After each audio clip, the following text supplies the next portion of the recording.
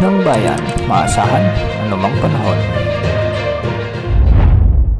Magandang oras po sa ating lahat. Narito na ang latest update sa lagay ng ating panahon at sa magiging panahon bukas, January 7, 2024. Sa kasalukuyan ay patuloy na nagpapairal na malamig na panahon ang northeast monsoon o amihan sa northern at central Luzon, samantalang shearline naman ang siyang nakakaapekto sa silangang bahagi ng southern Luzon.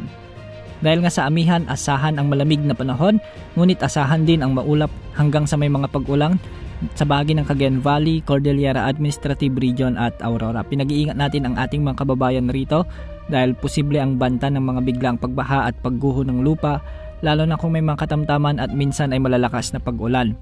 Samantala, asahan naman ang maulap na kalangitan na may mga kalat-kalat na pag-ulan na may kasamang isolated thunderstorms dulot ng shearline sa may Quezon Province, Camarines Norte, Camarines Sur at Catanduanes. Dito ay pinag-iingat rin natin ang ating mga kababayan sa banta ng flash floods at landslides, lalo na kung may mga katamtaman at minsan ay malalakas ding pag-ulan. Dahil pa rin sa amihan o northeast monsoon, magiging bahagyang maulap hanggang sa maulap din ang mga kalangitan na may mga isolated light rains o kalat-kalat ng pag-ulan sa bahagi ng Ilocos Region at ang nalalabing bahagi ng Central Luzon. Sa Metro Manila at nalalabing bahagi naman ng ating bansa ay magiging bahagyang maulap hanggang sa maulap ang papawirin na may mga kalat-kalat na pag-ulan at thunderstorms. Dulot naman ito ng mga localized thunderstorms. Posible rin ang banta ng mga biglang pagbaha at pagguho ng lupa, lalo na kung may mga umiiral na severe thunderstorms.